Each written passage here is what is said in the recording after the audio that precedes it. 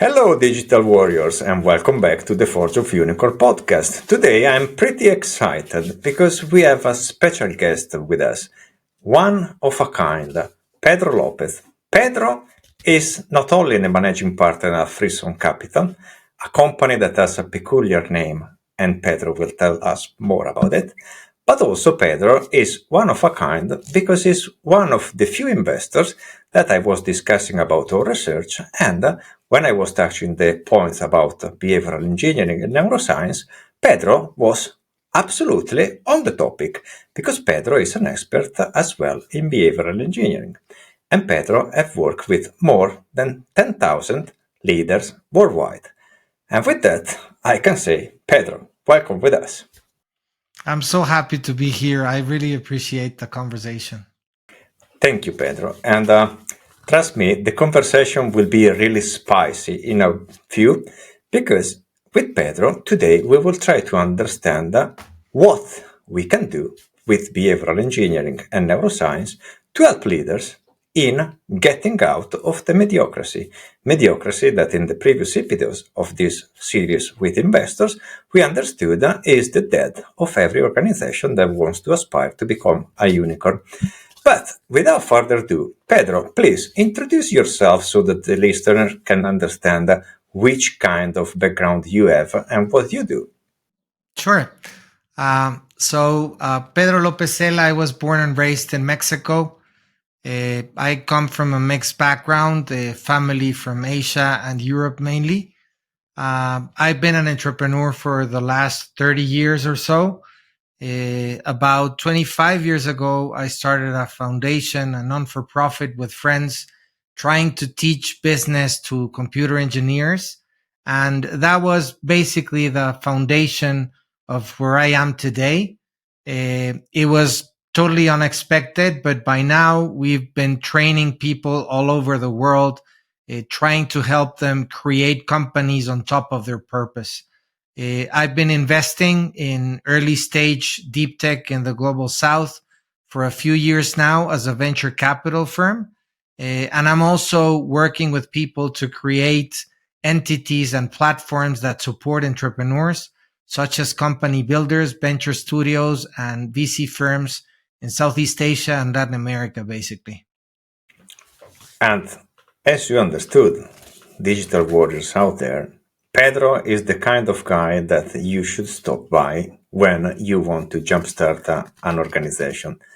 But as we know pretty well, me, Pedro, and now also you after all these episodes of the series, getting an organization spin up from a venture capital is not that difficult thing if you have a good idea and a good team.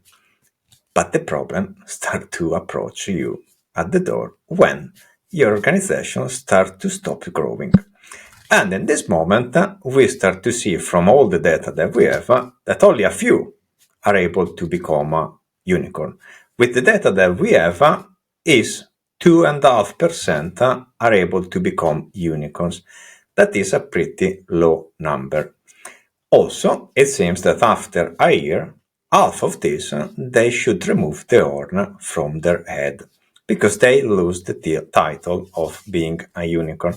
So, Pedro, in your opinion, which are the characteristics that helps an organization to become a unicorn or that destroys the path to become a unicorn? Did you observe something in your experience working with leadership? Sure. So one of the things that we've come to understand in the last probably 10, 15 years is the power of purpose. I personally come from the school of people like Peter Diamandis and Stephen Kotler and Salim Ismail. And these guys started basically coining this term a few years back, which is kind of like a more simplified, more accurate version of what before we used to call mission and vision and those basic concepts of organizations. Now, the difference that I find in when Peter and Steve are doing now is that they talk about a personal purpose and aligning that with your organization. And that is actually very new.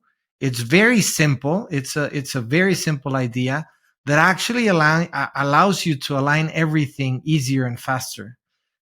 So for me, that would be definitely the foundation of a unicorn. If you really know what you're trying to do, and there is this sense of a greater purpose behind what you're trying to do, then that is going to automatically give you all the qualifications and the stuff that you need in order to create a unicorn. Grit, motivation, resilience, all that stuff is easier when you have a clear purpose and when it's aligned to the organization that either you founded or you're working for. Yeah. And for us, I guess it's something obvious, but for a lot of people, it's not. Especially, I see still organizations that are running on archaic KPIs, or that they try to embrace OKRs, but still are OKRs that are made up, but at the end are still KPI driven. And if we look at the world from another angle, sport, as a professional judo and jiu-jitsu trainer, it's clear that purpose is the unit stuff that motivates people to get the dopamine to do the hard, heavy lift. You don't go to do judo and jiu-jitsu for fun because you know that every time you got home beaten and the day after you wake up and you are sore with bruises everywhere. So it has to be something else. If I look at the motorsport competition, when I was with my friends in Ferrari F1, they have a pretty intense working hours. The workload is massive, but they smile all the time. So, which is the stuff that they motivate, that is motivating them to do it? If you do judo and jiu-jitsu, it's obvious. You want to win the Olympic Games. This is the final result. This is the purpose of you, your trainer, and everybody around you. If you do motorsport, you want to win the world title championship. And this is the motivation. This is the bait that they want to catch. But then, as you say, it has to do with the neurotransmitters, and not a lot of people get that. And that's the compatibility with purpose, because it's science based and it's basically biology at its most basic level. And what I've come to understand is that most of organizations do not understand this. And for me, I think that's like the big differentiator when we talk to a startup that we're evaluating in the investment committee.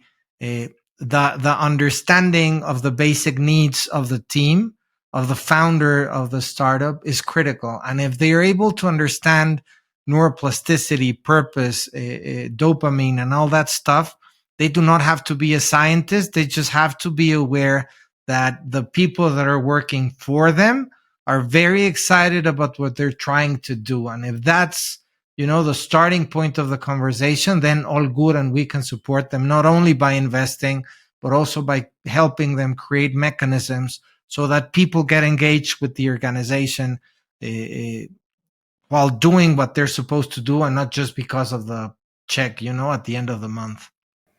Yeah, yeah. You said it. A lot of organizations, indeed, they have people that are there like zombies waiting for the pay slip at the end of the month. And I'm sorry for leaders that they are trying to fight it with table soccer in the coffee area, but you cannot get it out of your organization. And looking at Gallup reports, 77% of the people working worldwide are disengaged. So it means that their dopamine system is zero. Exactly. And we know that without dopamine, you don't do anything. Do you remember the crazy experiment that they did on rats? One rat in front of food with the dopamine effect to fight to get the food. The other rat in front of the food depleted from the dopamine, and the rat wasn't catching the food. Was still enjoying the food, but was without the will to fight to get it. This is the kind of stuff that I believe a lot of leaders they are not getting. People disengage, they won't do nothing more than a checklist, probably even less. Exactly. And again, going back to the purpose thing, There was a teacher that I had once, one of the masters that I worked with, and he was mentoring me. And probably you've seen this even on Facebook by nowadays, but this is like 15 years ago. And we were discussing, I was in the middle of a big change. I had just sold a company. I was trying to figure out what the hell I was going to do for the rest of my life. And the question was, if you didn't have to work for money, if you had like $100 million, $1 billion on your bank account, what would you do with your life? And it sounds like super basic, but truth is that when you talk to really successful people, and by success, I do not mean a big bank account. For me, that does not mean success. When you talk to those people, you'll understand that they're driven by a purpose. And when they're driven by a purpose, the universe basically supports them. And for some reason, the stars align, and you end up doing what you were supposed to do in the first place. And we've seen it consistently. There is this situation with the people that we've engaged through the various years of mentoring and angel investing, etc., where we've come to realize that really successful people leading big efforts, massive initiatives, unicorns, they have this weird sense that basically the universe conspired.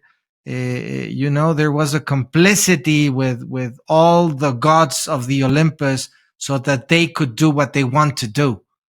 And it even gets close at some point to people being even narcissistic and weird in that sense. But truth is that if you have a strong sense of purpose and you actually think that you were brought to this planet to do that, then everything is going to align.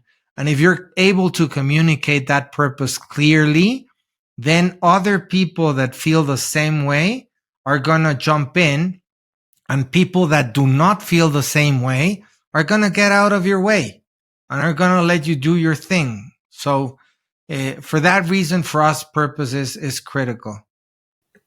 Yes, and it's unbelievable how in a small discussion like this so far, we touched three key topics that I have books in the living room in the other bookshelf that I suggest to everybody, because purpose. Okay, without purpose, you do nothing.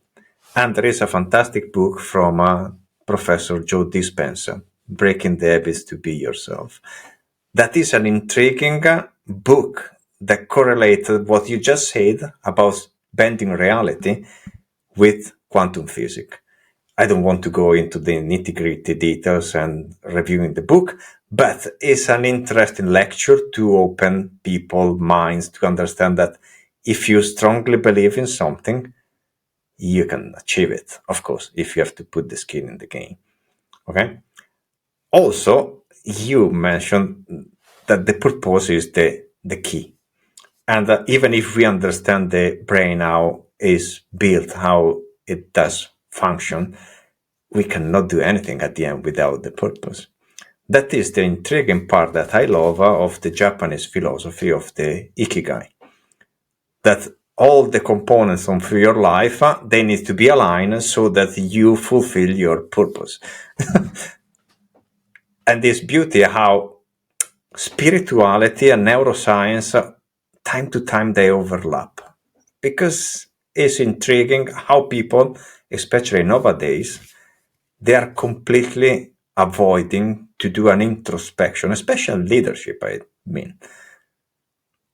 Is something that I don't see in them because I am with a superficial relation, or working with all these leaders that you have worked in your career.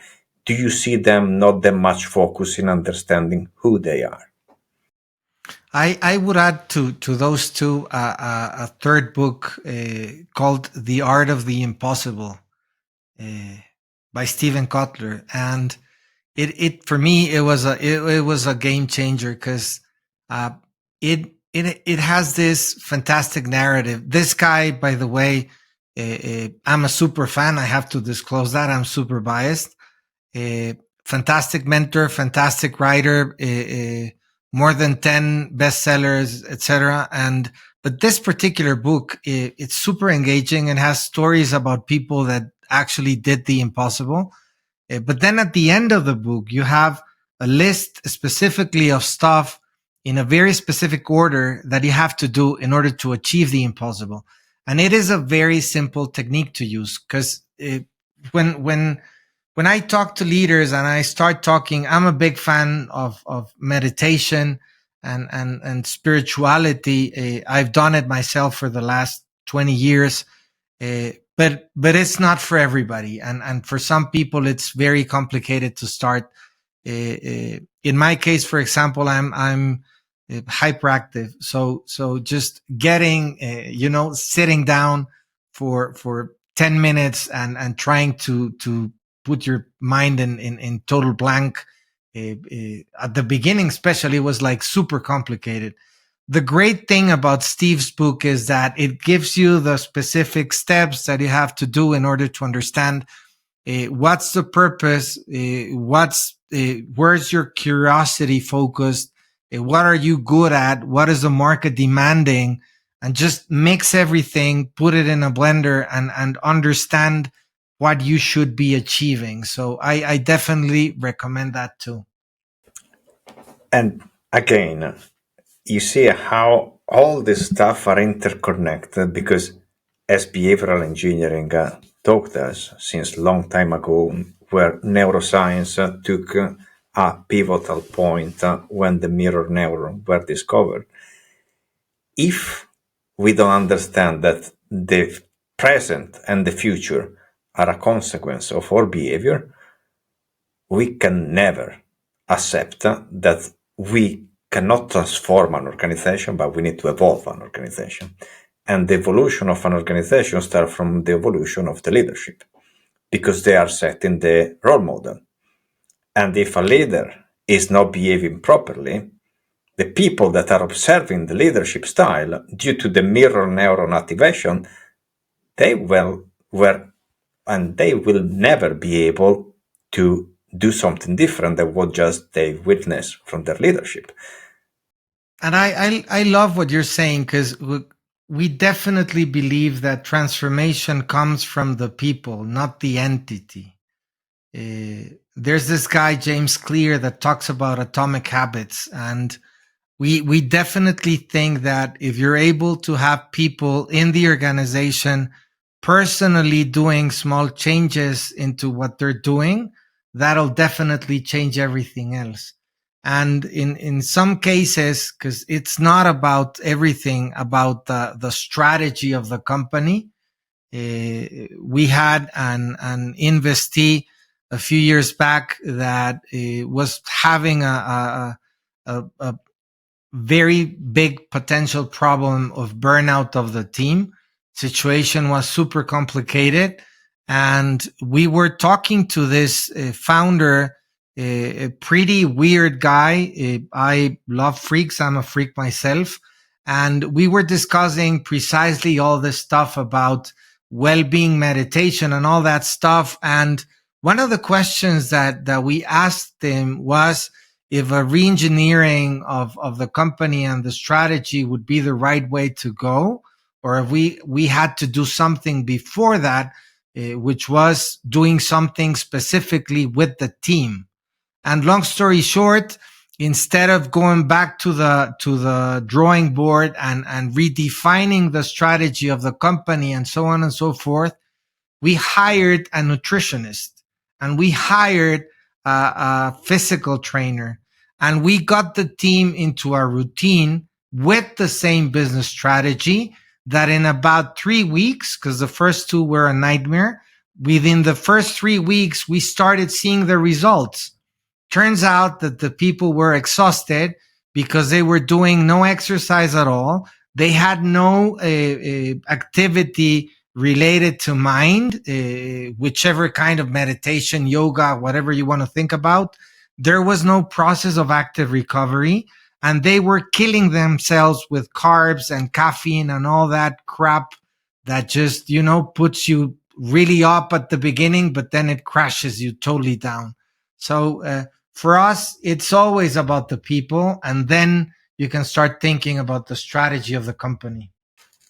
It's beautiful where we are leading now because you see, an organization is built in top of people, and whatever the market is doing is dysfunctional because we are selling stuff. We sold Agile, we sold DevOps. Now they are selling AI. In the future, they will sell quantum. But nobody takes care of people. And without people, there is not organization. We know that nowadays there is a lot of hype around vibe coding, replacing developers with AI. But sorry, this is something that is still very, very far from being tangible. Can be a niche part of a discovery product with lean UX practices. But leaders, they need to understand that people matter. And people is a body with a soul and a mind. And if body, soul, and mind they are not aligned, they cannot perform. And I'm shocked because as an Italian, in Latin we have mens sana in corpore sano. That means if your mind is healthy, your body is healthy, and vice versa. So it's a cycle that without both healthy, you cannot go as an healthy individual. But how many leaders they take care of themselves? They take care of the people that are working. How many of them they have a healthy drill for well-being in their mind or well-being in their body? So I saw really a few of them. Exceptional individuals is not the larger majority.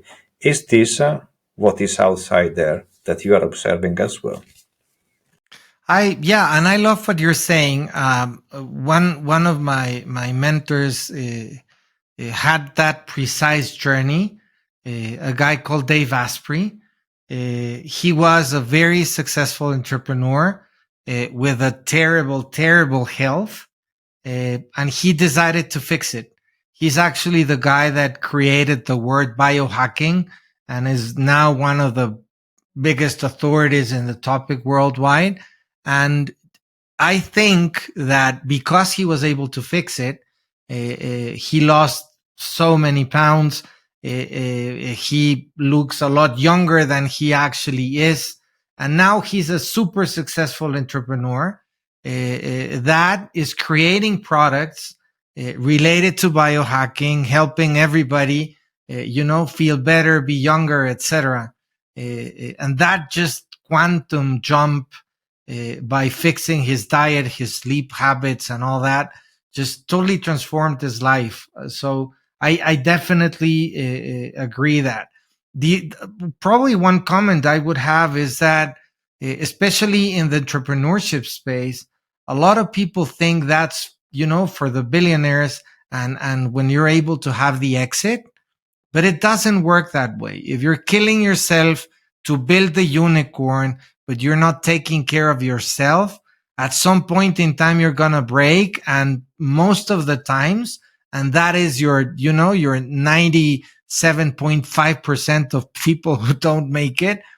Most of the times you're going to break before you're able to have the successful exit so that you're able to take care of yourself. So you better start before, and then more likely, that you're going to be able to have that unicorn, that big exit that you're aiming for.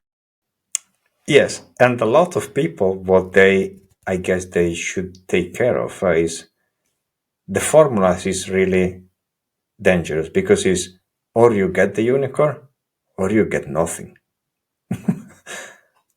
And because only a few are able to get a unicorn means that the larger majority are getting nothing. But this disaster is something that has repercussion on all the organization. all the people that are working for these individuals, their families. So the social impact is gigantic. And with gigantic, let's look only at the data, for instance, of digital transformation. All these guys that they believe that they need to chase the digital trend because they are lagging behind, and they invest a lot of money. Probably they spend a lot of money is the right word, because investing means that you have return of investment. Spending instead means that you spend something for nothing. And indeed, the success ratio of digital transformation is almost nothing, because it's 7% looking at McKinsey, Boston Consulting, and the data that we have as well. But how much money were spent last year? 2 trillion and a half. That is an enormous amount of money. And in the next years, due to the AI hype, the forecast is that they will be spending even more, around 5 trillions. So all this money can be utilized to creating a completely new organization with completely new way of working, not the commercial one, but the way of working that we engineer with behavioral engineering to make an organization working in the proper way, not with blueprint. And I'm shocked that nobody is taking care of it. They are chasing the rabbits. In my experience, I had a few software factories about 20 years ago. And what I'm seeing right now is with AI, the same kind of momentum of people trying to jump on the wave. And what I see now is that, unfortunately, we didn't learn from the dot-com bubble and all those histories that we have. People are still right now trying to infuse, no matter what, AI to the company without actually understanding what it's capable to do. And we, for some weird reason that I, again, don't understand, we haven't let the history and the situation of the last 5 years after COVID sink in. We're not being cautious, and we're not being understanding of how actually a company works. And a company is an entity that has a raw material, which is people, that is ordained by processes. And usually what happens with consultants and IT areas, in my experience, is that they try to force the new technology into what's already in place. And instead of adapting the technology to the organization, they try to adapt the organization to the technology. So they invest $1 million on the license of the software. They pay probably another million, maybe two, and they spend about 6 months in consulting fees from the external people that are adding the modules and stuff. And they then have the ERP, the CRM, or whatever they bought in place. Maybe they did a few training of the people, but they do not change the processes, and they do not change the KPIs. And it turns out that some individual was super efficient about managing stuff in a spreadsheet. And now, because they're supposed to add that to a new software that they don't necessarily understand, it's going to take them the double or the triple of time. So because of that, they're going to be juggling and jump. And that's why digital transformation is difficult, because we always forget to pay attention to the team. And yeah, I'm not a big fan of what's going on right now. I've heard weird conversations of people that are leading massive organizations, 50,000 employees, even more, talking about adding, demanding C-level individuals to add AI to their processes so that they can let go like 40% of their teams, because they heard a podcast of a dude in another country that said that. That's not how reality works, it's a total lack of understanding of, and also I think that's not the way to lead an organization. The bottom line is not always the bottom line. No, because from the top to the bottom, there are always the same human material. Exactly. A, a human being with 46 genes, and the tag doesn't mean anything because you can lose the tag and then you can become a guy that has to go in from the white collar to the blue collar. And then the flip of the script is pretty harsh. But what you talk here as a point is something that I would love to split in multiple sections because you were talking about software. That is one piece of the discussion that I would like to explore, and also about people into digital transformation and the lack of the care of people during the digital transformation.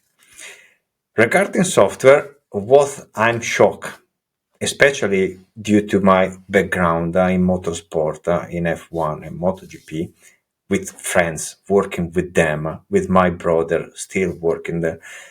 When I work with them, the care of details is paramount. And it's pretty simple. You jump on a motorbike or on a race car. Your life is on four or two wheels. If something goes wrong, it depends how much care for details you put into your car or in your motorbike to save your life or to go to the graveyard. So for us, working with engineering mastery is normal. A normality that in software you can achieve if you embrace DevOps in the proper way with continuous deployment. But to achieve it, you need to embrace how you create software with clean code, test driven development, and all the practices to create software with care. Software that behaves as expected. Something that typically organization out there they are not doing. And this is the funny part why I don't believe yet in AI for coding. If the larger majority of code out there is built with dilettantis master skill, how the language model can learn how to build the proper software if the models that they are learning and training are using software that I would not use even for my Arduino to flush the toilet. So this is something that people that are not techie savvy in software, they should start to care about. And discussing with a lot of investors, nobody seems that has a due diligence to assess software in their investment. That is crazy for me. So how do you see this aspect as an investor and as a mentor and a coach of leaders on their point of view? If you put yourself in their shoes, what can we do to help them? So I guess my starting point would be a word that you just said, which is care. We are very much focused on every detail uh, of any company that we invest in and any company we support. Uh, the non for profit I was telling you about, where we trained the computer engineers, was called Fomento Geek, and we were promoting geekness because we see it geek as a quality of people that care a lot about something specific.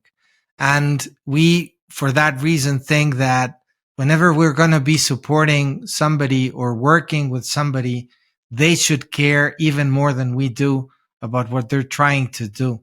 And if it's software development, then developing that software should require the mastery that you want in order to have software that is totally predictable. Because that's the aim of the process. And that every time that you do X, then you get result Y. And no matter the circumstances, it's always going to be that way. And in case any circumstance changes, then you're going to get a warning before that, instead of getting a weird result that turns out that, it killed somebody. It broke the company. It had a weird result on the machinery. Production line broke, or whatever the bad result might be. And but again, I go back to that word that you said, care. For us, it's critical. because we care about everything we do, and we wouldn't expect less from the people that we're working with, either training or investing. They have to care even more than we do in the stuff that they're focusing on. Care. I love this because it's the perfect bridge for the second topic that we were parking in the parking lot. Care for people. So these people, employees, if we look at a leadership point of view, they are employees. For me, they are people. They are fellas out there in the field working and grinding every day. Who take care of them? Their family. They have to take care of their family, but who takes care of them? It should be the organization. It should be, but it isn't. Because if I look at the report of the amount of money spent in training people is 1,300 bucks a year. That is ridiculous. What you can buy in US with 100,000. So it's nothing. But this is the amount of money that we provide them for upskilling. And nowadays, more than 90% of the organization are undergoing digital transformation.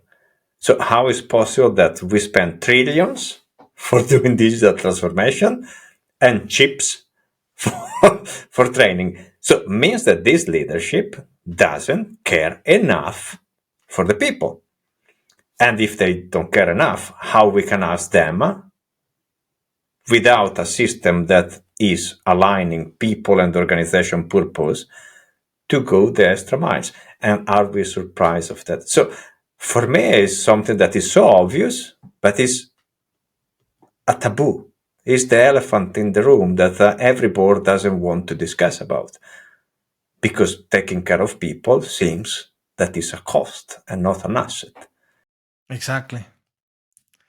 So one of the things that we've been pushing for a while now, and there are, as you know, many different theories now on how to do management of a company or an entity, and they talk about a lot of stuff. But truth is that still the bottom line remains in most of the companies worldwide in any industry.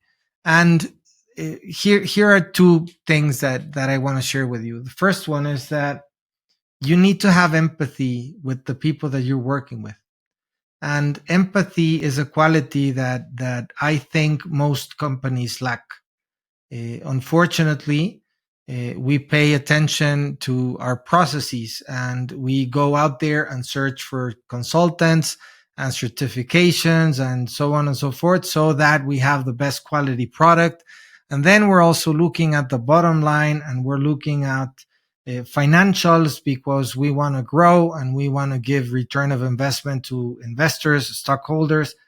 And usually when we talk about people in the company, employees, we think of it kind of like an internal communications slash ESG community kind of thing, that, you know, it's a check mark that you have to do at some point because you want to release your annual report of corporate social responsibility and you want to look good. But again, if you had a little institutional empathy and you understand the value of the people that are working with you, and you understand where they're based at the moment, then things would be different because you would be making different decisions. And related to digital transformation, which is the second thing I wanted to share with you, is that we've come to understand with various studies that we work with some research institutions and others that we've read, but basically talking to the experts, that the curve of adoption of technology is very clear to everybody nowadays, and not everybody understands it. If you had the fortune that you were introduced to the technology before you turned 15, then you're going to be native in that technology. If you met the technology between 15 and 35, then you can learn it without struggling. If the technology was introduced to the market after you turned 35, then it's going to be super complicated because you do not have the skill set. And that's the reason why whenever we're talking to people on their 60s or 70s, they basically hustle trying to fix their mobile phones when they just got updated because they lost a button or they lost a thing that already had the software and for some reason it changed and they panic, right? And for God's sake, it's happening to me. My 11-year-old now is helping me fix stuff with my electronic devices in my home. And I'm supposed to be the tech guy in the house, you know? But it has to do with age. So if you are able to have institutional empathy in your company and you understand that, then you will understand that actually digital transformation is a massive undertaking for people over 35, which by the way is very likely that is the majority of the workforce in your company, unless you're a startup. And that's the reason why digital transformation is difficult.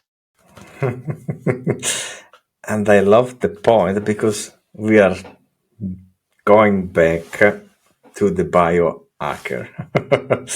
So, if we look at what Brian Johnson was theorizing with his research of biohacking, and if I look at the book out there about neuroscience for coaching, that is a gigantic book that I guess everybody that is a leader should read carefully also. The point is simple. I am 50 plus, as you can see from the color of my beard.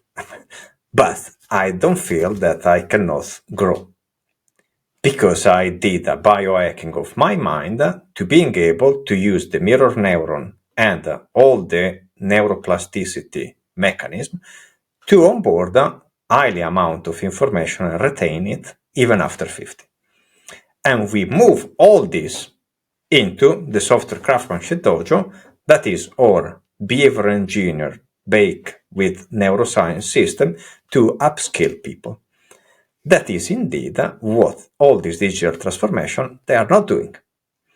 Because with training, canonical training, that you pay 1,300 at individual every year, you cannot have this kind of results because they are simply not leveraging neuroscience and behavioral engineering to upskill people. And so, because the larger majority, as you said, are individuals that they are approaching the closed mindset due to the genetic, they arrive to a point where growing is difficult, even scaring.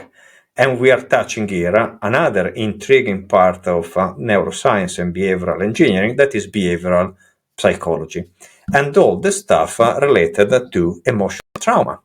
All the research of Professor Scott Giacomucci, for instance. And how a leader can ignore all of this. If we are not able to take care of people, they will get an emotional trauma. And with this, we cannot ask them nothing more than take care of them to heal the trauma. And if an organization is creating trauma on their employees, how we can expect that they are loyal? And if they are not loyal, the first base layer of the theory of Patrick Lencioni about a high-performing team, that is the layer of trust, is gone. Because my employer created a trauma on myself. So all these leaders, they should start to look life from a different perspective than a financial spreadsheet. And taking care of people, farming the talent in their own organization, because the talents we have in the organization, they were working there before the digital transformation. So the question for you is, how do you see helping these leaders to take care of their people from within, stopping hiring expensive consultants, stopping purchasing marketing hype, taking care of their individuals, where they should start, in your opinion? Again, I would go back to empathy and purpose. one of the things, one of the trends that we've seen throughout the startup community for the last 15, 20 years is that we wanted to pay attention to the people and reward the people. And that's why you went to some startups and there were these kind of like all you can eat programs and the beanbags and the yoga classes. But most of the times, again, there was no empathy. It was just a check mark. Because from what we know, nobody went to the employees and asked them what they actually needed. It was just some guy from the founding team, leadership of the startup, because he was crazy about smoothies, that he thought that was going to improve the lifestyle of the employees. But what if people don't like smoothies? And you just, made a huge investment in the cafeteria where you're, giving smoothies for free, but actually nobody cares because they're worried about the next paycheck, because they need to pay tuition of their kids, because commute to the work is, I don't know, an hour and a half every day. You see where I'm going? So it has to do with empathy. Now, of course, I also understand that in some cases, talking about the challenges of adoption of technology and updating yourself and improving what you're doing as an employee, it sometimes it's difficult, but in that case you go to purpose. And if you're willing to delay the gratification because of the purpose, if I am not a digital native and we're doing digital transformation, but my purpose, personal purpose, aligns with the purpose of the company, and I feel empathy from the leadership of my team, then I'm going to be more resilient. I'm going to be more curious. I'm going to be willing, to train myself to the digital transformation because these guys care about me and my purpose aligns with what they're trying to do with their company. So in a way, if you see it's very simple. It's just, care about the dude that is on the next office or on your same building. That's all. And if you're able to do that, again, I'm biased because I'm very much focused on early stage entrepreneurs. And in our case, always team is more important than product because they're going to have to pivot. If you're talking about corporates, maybe they don't feel the same way. But again, that's my bias because I definitely think that if you have your team aligned with your purpose and you have empathy for them, they're going to be part of your team, not just employees. And that changes everything. And trust me, you are not biased because of the data that we have as well. The less successful organizations are the organizations where authority and rank are overruling people and empathy. And this is a fact, and we are demonstrating it with 14 years of data.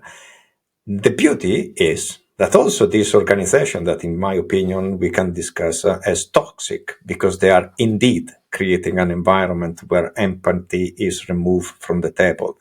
And without empathy, I am pretty sure that if we will do some analysis of amount of sickness in this organization, they will be greater than a normal startup. And if we do also an analysis of the people working there with the cancer rate that they have, I'm pretty sure that we can find some correlation. But let's skip this deep discussion here. The point that I want to touch is, in your discussion, is clear where everything starts from leadership. Leadership that takes care of people, that with empathy showcase that they indeed care about people. And one of the stuff that we observe is that a lot of time, leadership, they don't know how to start to showcase this care. And there is a practice in behavioral engineering that is the change management, where leaders, they start to inform the organization that something will change. They show the reason, the outcome, the purpose that is behind what they want to achieve, and they do it with genuine interest. They put their skin and their face in the message. The organization that we saw getting really social trouble are the organization where this change management is done in a goofy way, or is skipped, or is done in a bureaucratic way. And instead, the organization that they are succeeding are the organization that with us, they go on the field and they embrace the evolution with all the employees in a journey altogether. Is this something that we can rely to some behavioral engineering principle? Is something that we have found some holy grail of rejuvenating a legacy corporation? What do you think is this? And is this something that you saw working, or is an utopia? No, I definitely believe that. And another one of my mentors, a guy called Vern Harnish, he has this amazing book called Scaling Up. And one of the things that he talks about is alignment of the people in the organization. So he provides many tools that help you manage both the team and the goals. But one of the things that he insists a lot is communication. So you have these short periodical meetings, a very, very, very short one that lasts between 5 and 15 minutes that he calls the daily hustle. And then you have a longer weekly meeting, and then a longer monthly meeting, and a longer quarterly meeting, and so on and so forth.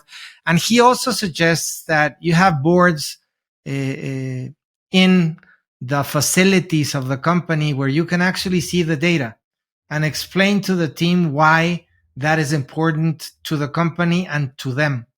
And whenever you do that, you realize that you raise engagement dramatically, because people actually understand their function in that big nebula of what the company is. There was this guy in Mexico that created a bakery probably about, like, I don't know, 60, 80 years ago or so, with his brother. It was a tiny bakery. It started growing. Nowadays is based the corporate office in Mexico, but it's the largest bakery in the world. They own facilities in the 5 continents. I mean, it's crazy. It's called Bimbo, the company. It's massive. People should look it up. The crazy thing that this guy did, Roberto Servitje, is that he turned every employee in the company into a stockholder. Of course, he was the majority stockholder. Of course, all those, I don't even know how many employees they have around the globe, but it must be probably more than 500,000 easy. And these guys that work for the company, they might own, 0.00001% of the company, but they actually care about the company because the company cares about them. And that's the reason how he started, attending events and just helping a few people buy a piece of bread. And now he sells bread all over the world. And that is, I think, the difference. If you get people engaged because they understand your ultimate purpose and they're part of it, again, empathy, you create ownership with them, and so on and so forth. And it just makes by the way, it makes your life easier. Just share a bit of your upside, Yep. And this beautiful again, how what we are talking is something that the market made a Frankenstein and sold as a product, because communication and alignment isn't OKR and real agile. I remember an old article from Alistair Coburn. I guess it was end of 2001, something just after the Agile Manifesto was signed, where the summary of the article was agility is all about speed in communication. That is not certification that you need to be safe certified. Safe is bureaucracy. And if a leader is buying safe, it tells us a lot about what they understood about working in 2025. It's not a check on a checklist to satisfy the investors that are telling you that you have to be more agile, and so you buy agility like a painkiller to the doctor. But how can we help these leaders to get out of this formula? I don't know. I don't can learn anymore because they believe that they have the closed mindset because they are 35 plus. And so let's purchase a pill to solve the magic problem. I guess in a way, the people that we've seen achieve this crazy results are people that are very brave, brave enough at least, and good communicators, obviously, but brave at least enough to face their boards and talk about the long term vision. Uh, I've been in meetings where you see uh, 10, 15 people discussing the future of the company on a spreadsheet. And it's really crazy to me because you see them arguing about a row that is not giving the proper ROI. So just by looking, at 4 cells, they decide to close or sell the division. And they don't even understand the impact that they're going to have on hundreds or thousands of families. Uh, Again, if you have a bit of bravery and empathy, you're going to be able to understand what you're doing there. And that 15-minute decision is going to have a massive impact on a lot of people. And of course, the bottom line is important. I mean, I'm an investor. I understand the value of money. It's a very powerful tool for change. But it's not always about the bottom line. There are many other things that are super relevant that you have to take into account, at least so that you can go back every night to your home and kiss your kids good night and be fulfilled and happy with your life. Yes, and you said right, money is a powerful tool. So often it's a too powerful tool. And because of its power, I strongly believe that a lot of people, they go in reptilian mode because they start to fear what they will lose if they lose this money. And so they don't have any more decision with empathy, but they have reptilian decision where survivability rules everything.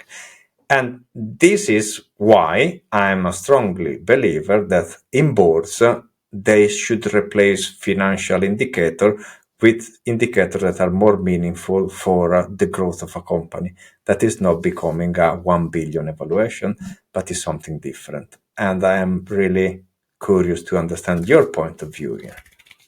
So I'm not sure about the indicator because I totally get that phrase of management schools that what is not measured is not complied with and that sort of thing. But I think it goes even deeper because you need to have people that are caring about stuff that is not only money. So again, I go back to purpose. If you have people that understand what you're trying to do, how the world should look like, the job to be done that you're trying to solve for your customers, and that sort of thing, then you don't need the KPI. KPIs are usually so that you align stuff that is overlooked. But if all the people are paying attention to the employees and to the customers, if it is not just, part of the 2 hour conversation of the consultant that you brought in where everybody talks about a team as a value of the company. And because that's usually, a kind of like a marketing concept within a company.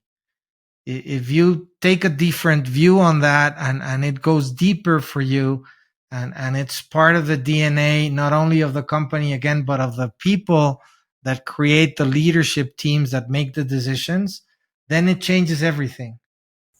Yes, I would add also that I believe that discipline, era, and constance are the two ingredients that can help this board to shift the game. What I mean is, in the board that we have worked with, and we saw a very healthy organization, financial indicator was an indicator on a wall, on a spreadsheet, but was the outcome of the intention of the board to look for the right behaviors. So the purpose of the organization and the individuals, they have to be channeled into behaviors that were healthy, not dysfunctional, so that the financial indicator will grow. And it's the same concept that I find in sport. As a professional athlete, I got the unlucky events to get 2 cancers in my life. And I got 41 surgeries. Okay? And nevertheless, I train like a crazy every day. So I wake up 4:30 in the morning. I do my morning routine, lunch routine, and evening routine. And I do sport every day. But there are moments, and there were moments in my life due to my physical situation that I wasn't able to keep up with a normal workout.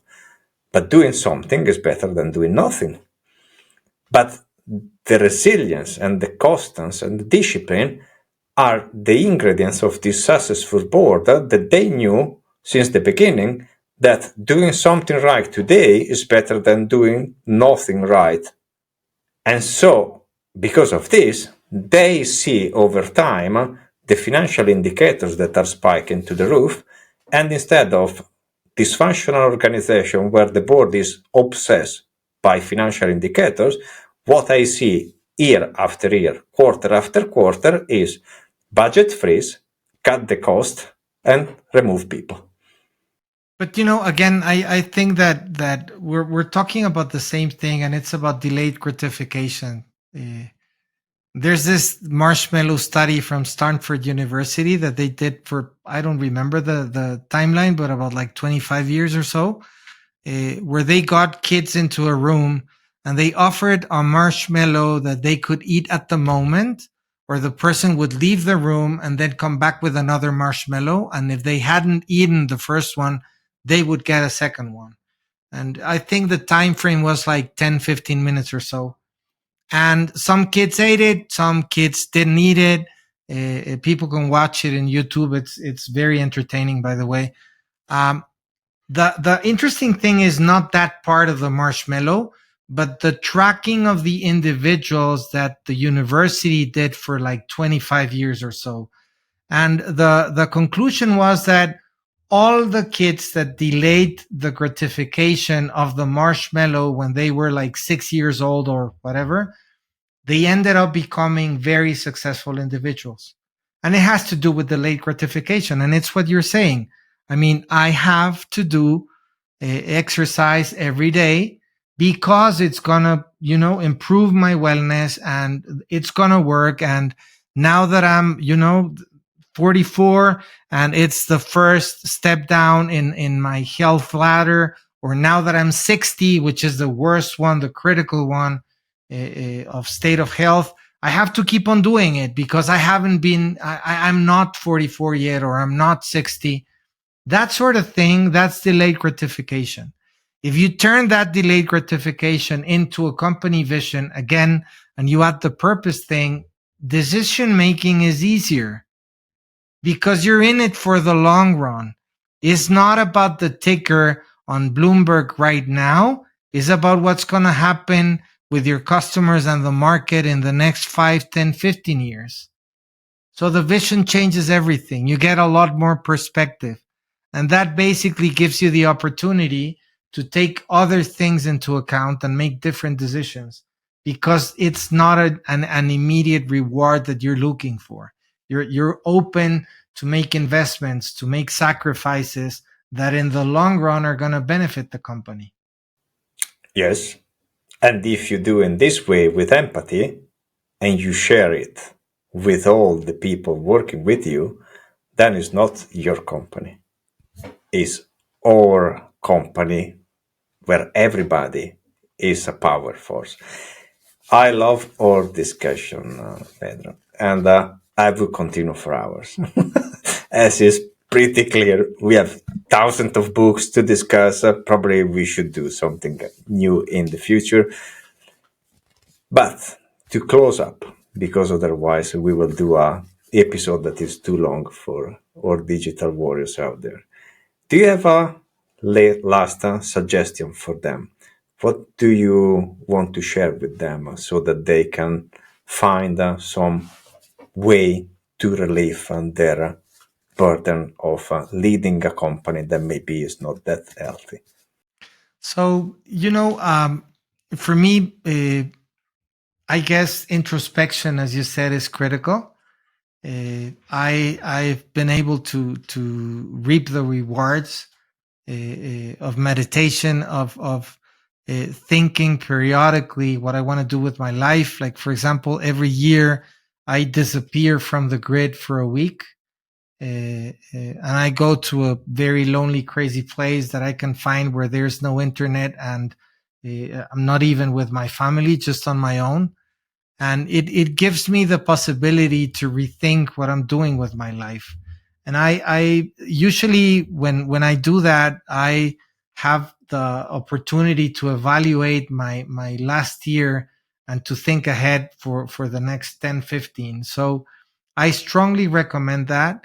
And the other thing is that those, we were talking about atomic habits, doing stuff that is different on daily basis, even if it's small, should make the foundation of your future you. And that is critical for you as a leader, but also try to do that with your people more and more.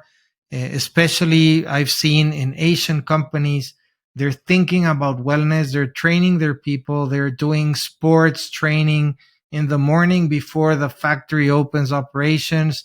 They're changing nutrition of their customers by, healthier raw materials in their products. So just, try to be, again, more empathetic, think about the long term, but do that in every step of the way. I definitely don't think that just jumping on the wave because now some consulting firm or multilateral organization created this new thing, we have to jump directly into that. If it fits into what we're trying to do, if people that work in the company have the same purpose, the visions align, then we should do it. But if not, then just pay attention to who you're working with. And also, why not ask them if they are also, aligned with that, or if they have different ideas. That might be a new source of information for you that could become a strategic information for wherever you do next. Thank you, Pedro. And I encourage everybody, literally, to read the book of James Clear, Atomic Habits. If you are not up for reading it, at least read the first 5 pages, where there is the example of the Sky cycling team, and you will understand what is the power of 1% improvement a day. The Japanese, they call it Kaizen. That is a long discussion also. Yeah. Good. So let's wrap up this episode. Pedro, thank you so much. Or beloved digital warriors out there, remember you are not alone. Pedro is for sure somebody that can help you, especially if you are based in the Americas. We can help you as well with the open source version of the Software Craftsmanship Dojo so that your fellow developer can step up in the game. And whatever is a deep dive from this episode, put a comment below. Pedro and myself will be more than happy to reply to you. Reach out to us in LinkedIn. Read and subscribe to the Forge of Unicorn newsletter and to the YouTube channel so that every new episode you will be updated and notified. Pedro, thank you so much again. Hope to see you soon in real, maybe in a conference about behavioral engineering. Who knows? Thank you for having me. Lovely conversation. Thank you. It was really, really lovely. See you soon. Bye. Thanks for listening, and please remember to subscribe to the Forge of Unicorns to stay up to date with our latest episodes.